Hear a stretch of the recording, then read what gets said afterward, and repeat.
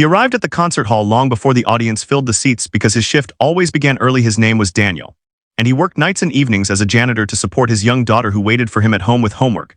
Spread across the kitchen table, he wore his work clothes with care because even worn fabric deserved respect. And he moved through the hall quietly, wiping surfaces, sweeping floors, and checking doors as the soft lights reflected off polished wood and velvet seats. This place was not meant for people like him, yet he treated it with care because he believed dignity was shown in how a person worked, not where they stood.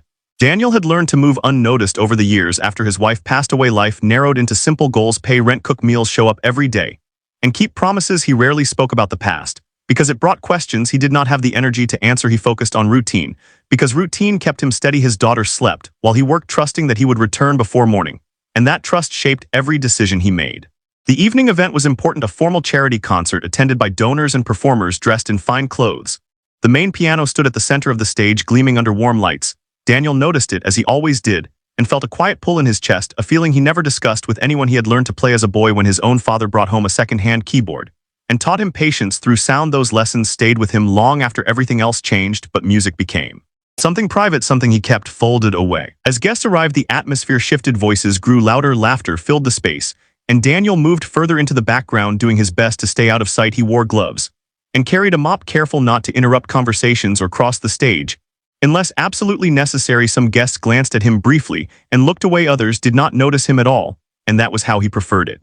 The host of the evening was known for bold gestures and public humor. He enjoyed being watched, and enjoyed even more controlling the attention of a room. As the program paused between performances, he stepped forward and spoke loudly, joking about surprises and spontaneous moments. The crowd responded with interest. Some clapped, some leaned forward, waiting to be entertained. Daniel paused near the edge of the stage, holding his cleaning supplies, unsure if he should move or wait. The host noticed him, then a janitor standing too close to the piano. The host smiled and called out to him, asking what he was doing there. Daniel answered honestly, saying he was just finishing his work. The host laughed lightly and asked if he played piano, as a joke more than a question. The room stirred with quiet laughter. Daniel felt heat rise in his face and hesitated, knowing that silence could be seen as refusal, but speaking could draw more attention than he wanted. He said he used to play a little, a simple truth that did not explain the years of quiet practice or the music he played alone. After his daughter fell asleep, the host seized on the answer and invited him to play something for the crowd, saying it would be fun and harmless. The word invitation carried weight in that space, and Daniel understood the power behind it. People turned to look at him, curiosity replacing indifference. He searched the room for guidance but found none. A few people laughed softly, others watched with interest. The host gestured toward the piano again, and the moment stretched. Daniel knew he could refuse, but refusal could cost him his job, and more than that, it would teach his daughter a lesson. He did not want her to learn that fear should decide everything. He took a breath, set his cleaning tools down carefully, and walked toward the piano with measured steps. As he reached the bench, he felt the familiar shape of the keys beneath his fingers, and something inside him settled. The room quieted, not out of respect, but expectation. The host stood nearby, watching closely, ready for the joke to land. Daniel straightened his back and closed his eyes briefly, not to perform, but to remember why he ever learned to play at all. He thought of small hands learning scales, of long nights when music was the only thing that made sense, of promises made to himself and to his child. He placed his hands on the keys and prepared to play, knowing that whatever happened next would not be a joke to him. It would be honest, and it would be real. If any dots or ellipses appear, rewrite the content without them. Daniel sat at the piano bench, feeling the weight of the room settle around him. The lights seemed brighter than before, and the air felt heavy with expectation. He could sense eyes on his back and hear faint whispers from the audience.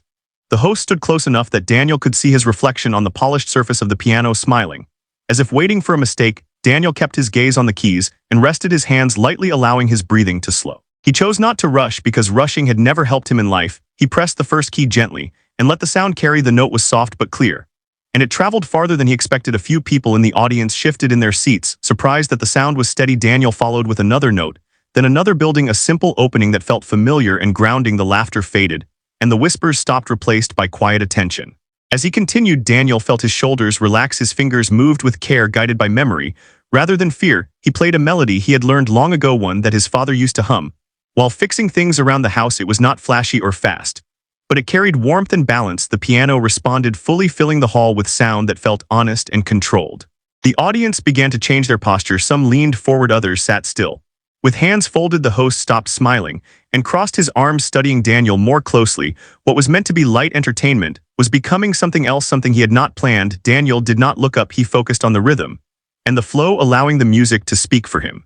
He added more depth to the piece, letting his left hand shape the harmony, while his right hand carried the melody. The notes grew richer and more confident, reflecting years of quiet practice squeezed between work and parenting. He remembered playing late at night with headphones on, careful not to wake his daughter, letting music release the weight of the day. All of that discipline lived in his hands, now steady and sure. A woman in the front row lowered her phone and watched intently. A man beside her nodded slowly, as if recognizing something genuine. The band members, waiting for their turn, exchanged glances acknowledging skill. When they heard it, the room that once felt judgmental now felt attentive and still. Daniel moved into a more expressive passage, allowing emotion to surface. Without losing control, the music carried hints of loss and resilience, shaped by experience. Rather than performance, he was not trying to impress, he was simply telling the truth in sound. His face remained calm, but his touch carried feeling that reached beyond the stage. The host shifted his stance and glanced around, noticing the audience reaction. The attention he expected to command had shifted completely. He remained silent, unsure how to interrupt without appearing small. Daniel sensed none of this. He was fully present in the music, letting it guide him forward. As the piece reached its center, the sound swelled gently, then settled again like a steady breath. The hall seemed to hold the notes, letting them linger before fading. Daniel adjusted his touch, carefully honoring the instrument. And the space, his confidence grew not from applause but from clarity. He knew exactly what he was doing and why. The final section approached, and Daniel softened the volume, allowing space between notes. The silence between sounds felt just as important. The room remained quiet, every ear focused. The music slowed and resolved naturally without force. His last chord rested in the air, then disappeared. For a brief moment, no one moved. The silence was full and heavy, not awkward, but reflective. Then applause began slowly from one corner, then spread across the hall, growing stronger and more unified. People stood, some clapped above their heads, others smiled openly. The reaction was not loud excitement, but deep appreciation. Daniel lifted his hands from the keys and stood slowly. He turned toward the audience, unsure how to respond. He nodded once in acknowledgement, his expression humble and composed. The host stepped back, giving him space, something unthinkable moments earlier. As Daniel walked away from the piano, he felt a quiet strength settle inside him. He returned to the edge of the stage where his cleaning tools waited. But nothing felt the same. The room no longer saw him as part of the background. And for the first time in years, he allowed himself to believe that the music he carried mattered beyond the walls of his small apartment. If any dots or ellipses appear, rewrite the content without them. Daniel remained standing near the piano as the applause slowly settled, and the sound faded into a quiet hum of voices. The moment felt unreal, as if the room had shifted into a place he had never been allowed to enter before. He held his hands together to keep them from shaking and waited, unsure of what he was supposed to do next. The host watched him closely now, with a look that carried surprise rather than humor. And the audience no longer laughed or whispered, they studied him with interest and respect. The host cleared his throat and thanked Daniel publicly, saying he had not expected that level of skill. His voice sounded careful, measured. As if he was choosing each word. The guests responded with more applause and a few encouraging smiles. Daniel nodded once again and stepped back, instinctively returning to the place where he felt safest, near the edge of the room where his work tools waited. He picked up his gloves not because he needed them, but because they reminded him who he was and where he belonged. As he moved through the crowd, people turned to look at him differently. A woman reached out and touched his arm lightly, telling him the music was beautiful. A man offered a quiet thank you. Another guest asked where he had learned to play. Daniel answered politely, keeping his responses short. He was grateful, but cautious. He had learned that attention could be kind or it could be fleeting, and he did not want to confuse the two. The host approached him again, this time speaking more softly, and asked if Daniel would be willing to speak later. Daniel agreed without commitment and returned to his tasks. The hall still needed cleaning, and he believed in finishing what he started. As he worked, he felt eyes on him, but they no longer felt heavy. They felt curious and thoughtful. Behind the scenes, the staff whispered among themselves, some with pride, some with disbelief. They had seen Daniel every week, moving quietly, never complaining, never asking for anything extra. Now, they saw him differently, and that shift mattered more to him than he expected. It made the long nights feel less invisible. When the event resumed, Daniel stayed near the back, listening to the rest of the program. The music sounded different now, sharper and more present. Because he was listening as someone who had been heard. He thought of his daughter and imagined her face if she had seen him at the piano, not embarrassed, not hidden, but steady and capable. The thought filled him with warmth and resolve. After the final performance, the hall began to empty, and the host found Daniel once more, this time thanking him sincerely and saying the moment had surprised everyone. He asked about Daniel's background, and Daniel shared only what felt necessary, that he was a single father, that he worked nights, that music had always been part of his life, but never his profession. The host listened and nodded, then mentioned the idea of inviting Daniel to play at a future private event, this time properly and with respect. Daniel did not answer right away. He said he would need to think. And the host accepted that answer without pressure, that alone told Daniel something had changed. Power no longer sat entirely on one side of the conversation. When Daniel finally left the hall and stepped into the cool night air, he felt the weight of the evening settle into memory rather than fear. He walked toward the bus stop carrying his bag. And his thoughts, the city moved around him, as it always had. Cars passed, lights flickered, and strangers hurried by, yet something inside him felt different, quieter and stronger. At home, his daughter was asleep on the couch, wrapped in a blanket, waiting. As she often did, he lifted her gently and carried her to bed, brushing hair from her face. She stirred slightly and smiled in her sleep. And Daniel felt a deep sense of purpose settle in his chest. He knew that whatever came next, he would face it with the same honesty he had brought to the piano. He sat alone for a moment after putting her to bed, and rested his hands on the table, imagining the keys beneath his fingers. He did not feel proud in a loud way, he felt aligned. As if for the first time in years, the parts of his life were not fighting each other. He understood that the joke had failed not because he proved someone wrong, but because he had stayed true to himself in a place that expected him to shrink. That night, Daniel slept deeply with a calm he had not known in a long time, aware that the world had not changed overnight, but certain that he had, and that certainty would guide whatever came next. The next morning, Daniel woke before his alarm as he usually did, but his body felt heavier and lighter at the same time. The memory of the previous night returned slowly, not as shock, but as a steady presence. He sat at the edge of the bed and listened to the quiet apartment. His daughter still slept in the next room. Her school bag rested against the wall, ready for another ordinary day. He made breakfast, packed her lunch, and moved through routine with care, because routine had always been his anchor. As he walked her to school, she chatted about a class project and a spelling test, and Daniel listened closely, nodding and smiling. He did not mention the concert hall or the piano because he wanted her day to begin without weight.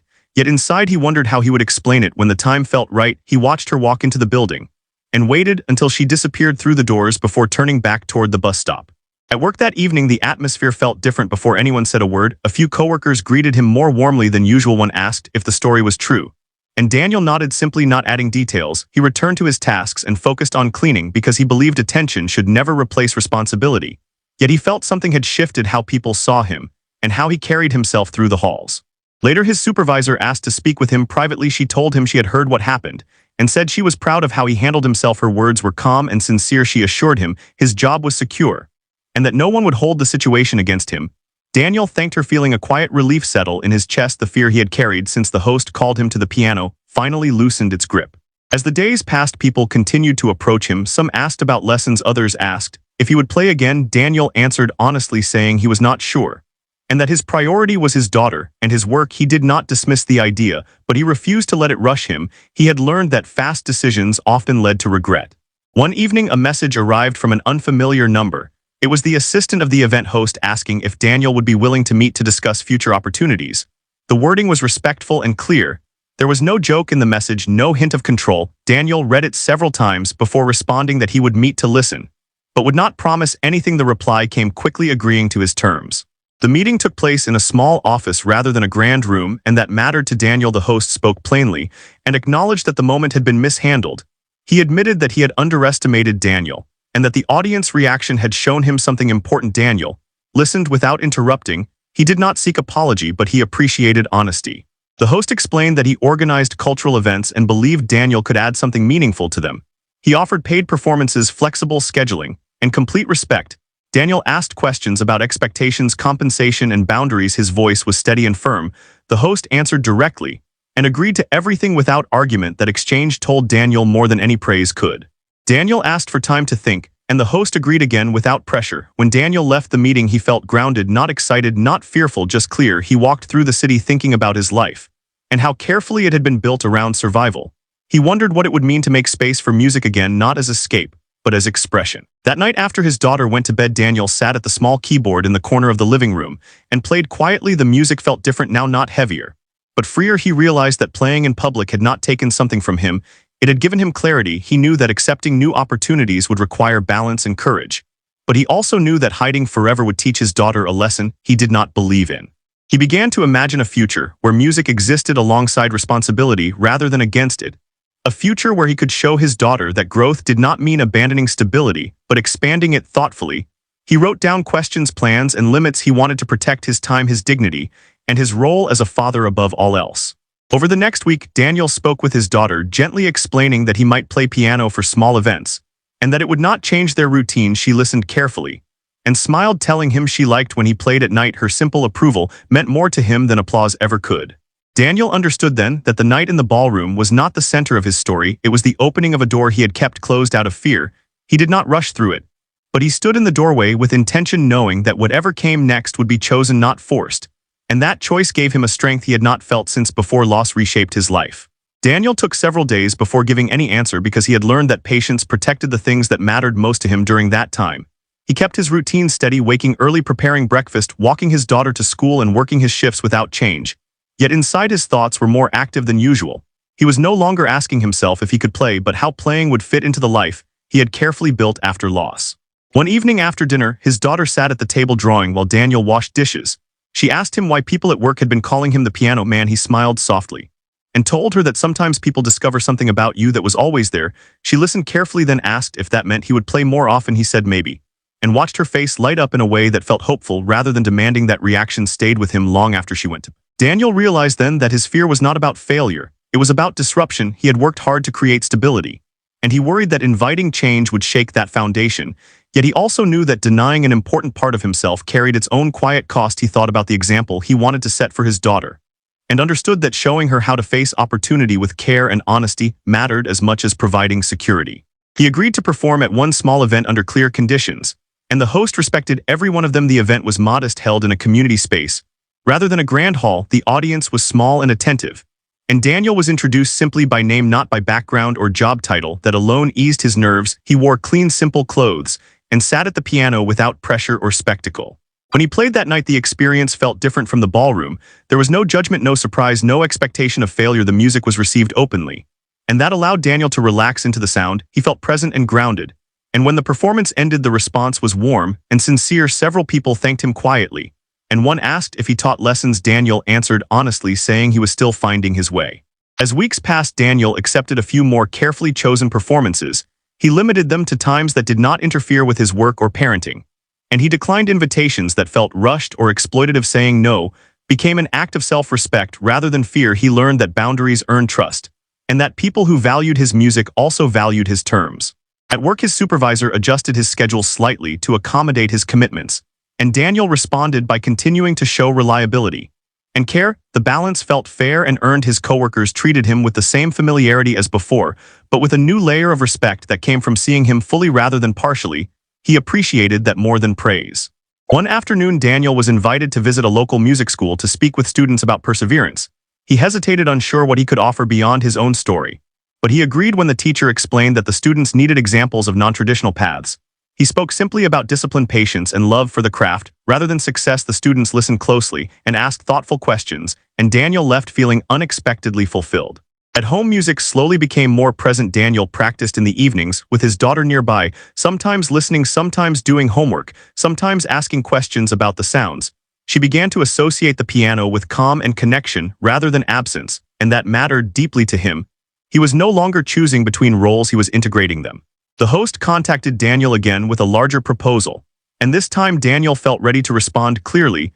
He agreed to meet and stated his expectations without hesitation. When the host accepted them, Daniel felt a sense of balance return. He was no longer reacting to circumstances, he was shaping them. That shift changed how he walked through the world.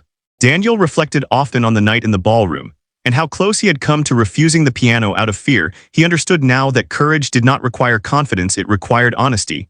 He had not stepped forward to prove anyone wrong, he had stepped forward because music was part of who he was, and denying it would have been a deeper loss.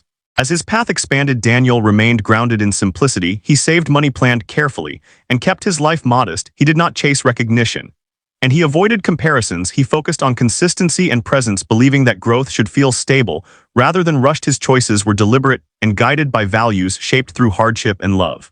He noticed that people responded not just to his playing, but to his calm, his steadiness, and his refusal to perform for approval. That energy created trust and allowed genuine connections to form.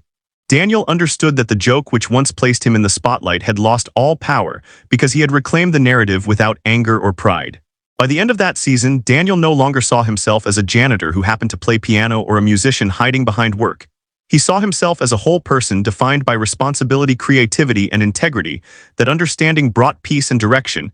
He knew the journey ahead would require continued care, but he also knew he was no longer walking it in silence. Daniel entered a period of steady growth where each decision built quietly on the last one rather than breaking his life into before. And after moments, he kept his work as a janitor because it paid the bills and kept his routine grounded. But music slowly became a parallel path rather than a hidden corner of his life. He scheduled performances, carefully marking them on the same calendar that held school meetings and grocery, reminders this balance mattered to him, because it reflected the reality he lived rather than a fantasy he could not afford. The larger proposal from the host turned into a carefully planned concert held in a respected cultural hall. This time Daniel was not a surprise, and not a novelty. He was listed as a performer and introduced with dignity. The audience came to listen rather than judge, and that difference. As the months passed, Daniel noticed how deeply his life had changed, not through sudden success, but through steady alignment. His days were full yet not chaotic, and each role he carried fit together more naturally than before. He no longer felt divided between who he was at work, who he was at home, and who he was at the piano. Those parts now spoke the same language, built on responsibility, honesty, and care. The community music program grew slowly and consistently. Families returned week after week, and new faces joined, drawn by word of mouth. Rather than promotion, Daniel welcomed everyone with the same calm presence, never presenting himself as an expert, but as someone who understood struggle and patience. Parents often stayed after sessions to talk about their lives, their exhaustion, and their fear of failing their children. Daniel listened more than he spoke, and when he did speak, his words were grounded in lived experience rather than advice. That distance built trust, and that trust became the foundation of the program. Daniel also continued performing at select events, choosing venues that valued atmosphere and respect over attention. He declined offers that focused on spectacle or novelty. Even when the pay was tempting, he had learned that saying yes too quickly could undo years of careful balance. These decisions were not always easy, but they were guided by clarity rather than fear, and that difference mattered. His relationship with his daughter deepened as she grew more curious about the world. And about her father, she watched him prepare for performances, teach students, and return home tired. But present, she saw him choose rest over pressure and honesty over approval without long explanations. Those lessons settled quietly into her understanding, shaping how she approached her own challenges at school and with friends. One evening, she asked him why he still cleaned floors even though he played music for people. Daniel answered simply, saying that work done with care always mattered, and that no job diminished a person who respected themselves. She nodded, as if storing the idea for later, and Daniel knew that this moment would stay with her longer than any applause he had received. At the concert hall where he once stood as a joke, Daniel now returned regularly as a respected performer, and collaborator staff greeted him by name and treated him as part of the team. Rather than an outsider, the shift was subtle but meaningful, and Daniel appreciated it without attaching his identity to it. He understood that respect gained could also fade if not grounded in consistency. A local journalist reached out asking to write about his journey. Daniel agreed only after setting boundaries. He asked that the focus remain on balance and dignity, rather than dramatic transformation. The article that followed was quiet and thoughtful, and it resonated with readers who saw themselves in the story rather than looking at it from a distance. Messages arrived from people thanking him for representing a path that did not require abandoning responsibility to pursue meaning. Despite these affirmations, Daniel faced moments of fatigue and doubt, especially when schedules overlapped or when financial pressures resurfaced. During those times, he returned to simple habits: walking, listening, playing privately, and resting. He reminded himself that sustainability mattered more than expansion, and that a full life required room for stillness. These pauses allowed him to continue without resentment or burnout. One challenge came when an offer arrived that promised significant income, but required extended travel and long absences from home. Daniel considered it carefully, weighing opportunity against presence. After many conversations with himself and with his daughter, he declined the offer. Even though it meant slower progress, he chose consistency over acceleration, knowing that growth built on absence would cost more than it gave. This decision brought unexpected peace and reaffirmed his priorities. He realized that success was not defined by how much space he occupied in the world, but by how faithfully he showed up where he was needed most. His daughter, his students, his work, and his music all benefited from that choice. As time went on, Daniel began mentoring a younger janitor who showed interest in music and self-improvement. Their conversations were quiet and practical, focused on discipline, boundaries, and patience. Daniel did not frame his guidance as inspiration, but as companionship on a difficult path. The young man listened and slowly gained confidence, and Daniel saw in him a reflection of his own earlier self. The community program eventually partnered with local schools, expanding access to instruments and lessons. Daniel played a key role in shaping the program philosophy, emphasizing inclusion, respect, and sustainability. Rather than competition, watching children from different backgrounds explore music together reinforced his belief that access mattered as much as talent, and that opportunity grew stronger when shared. Daniel often reflected on how the joke that once aimed to shrink him had unintentionally revealed something larger, not to the audience, but to himself. He understood now that dignity was not granted by rooms or titles, but carried inward and expressed outward through consistent action. He no longer felt the need to correct assumptions or defend his choices. His life spoke clearly enough. One quiet evening after a long day, Daniel sat alone at the piano and played without intention or audience. The music flowed gently, carrying gratitude. And calm, he felt no urge to record or share the moment because it belonged fully to him. This private connection reminded him that his journey began long before recognition and would continue regardless of it. As he closed the piano and turned off the lights, Daniel felt grounded and clear. He knew that the path ahead would continue to require care and courage. But he also knew he had learned how to walk it without shrinking or performing for acceptance. His life had become a steady expression of values shaped by loss, responsibility, and love. And that steadiness was the greatest achievement he could offer himself and his child. Shaped the entire experience, he practiced for weeks, choosing pieces that felt honest and accessible, rather than impressive. He wanted the music to sound like him, not like an attempt to belong somewhere else.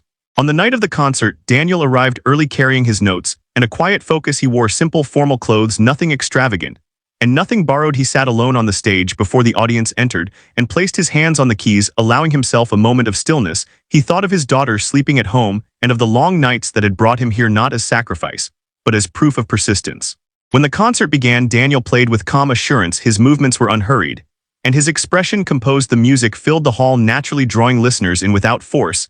He felt connected to the room, not because he sought approval, but because he trusted the work he had done. The applause that followed felt earned and respectful, and he accepted it with gratitude rather than surprise.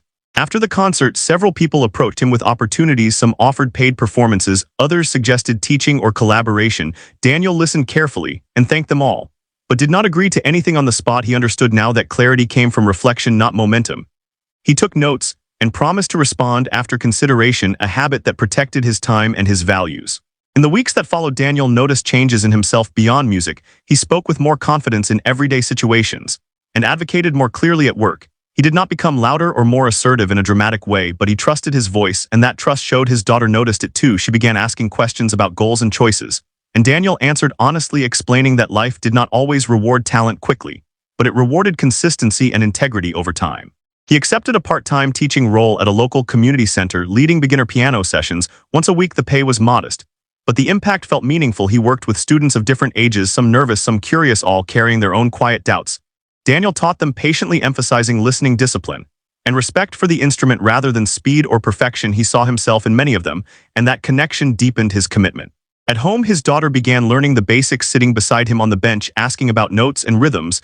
Their shared time at the piano became a space of laughter and learning. Rather than pressure, Daniel realized that music had become a bridge between his inner life and his role as a father rather than a separation. And that realization brought him a sense of wholeness he had not expected. Not everyone responded positively to his growth. A few people treated his story as entertainment, focusing more on the moment in the ballroom than the years that followed. Daniel learned to redirect those conversations, gently refusing to let his life be reduced to a single event. He understood that stories were often simplified by others, but lived in complexity by those inside them. Financially, his situation improved slowly, not through sudden success, but through steady accumulation of opportunities. He saved carefully, reduced extra shifts when possible, and invested time in learning more about music and teaching. He sought guidance from experienced musicians who respected his path and offered advice without ego. Their support reminded him that community mattered as much as skill. One afternoon, Daniel received an invitation to speak at a small event focused on working parents and creative balance. He hesitated, unsure if his story fit, but he agreed after reflection. He spoke simply about responsibility, fear, and the importance of honoring what gives life meaning. His words resonated because they were not polished, they were lived and honest. Several people thanked him afterwards, saying they felt seen, and that response stayed with him. Daniel reflected often on how easily his life could have remained unchanged had he declined to sit at the piano that night.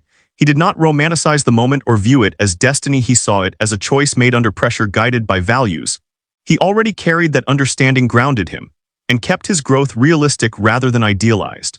As months passed, Daniel no longer felt defined by his job title or by the label others placed on him. He felt defined by alignment between his actions and his beliefs. He continued to clean floors with the same care he played music with, and he taught with the same patience he used as a father. These qualities connected every part of his life into a single direction. He knew challenges would come, and that balance required constant attention. But he also knew that fear no longer dictated his decisions. The joke that once aimed to shrink him had lost all meaning, because he had expanded his life thoughtfully and with purpose, and that steady expansion felt like the truest form of success.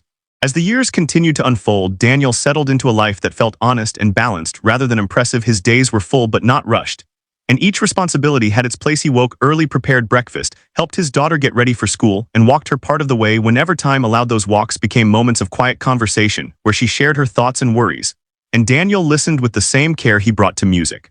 His daughter grew confident and curious, shaped not by speeches, but by watching her father live with intention. She saw him practice even when tired, teach patiently even when progress was slow, and say no when something did not align with their life. She learned that discipline was not harsh, and that ambition did not need to be loud. These lessons settled into her naturally, and Daniel felt grateful knowing that what he modeled mattered more than what he explained. The community music program became a stable presence, offering a welcoming space for families who once believed music was beyond their reach. Daniel remained involved not as a figurehead, but as a steady guide, helping new instructors and supporting parents who needed reassurance. He insisted that the space remain free of pressure and competition, believing that creativity flourished best where people felt safe to begin imperfectly.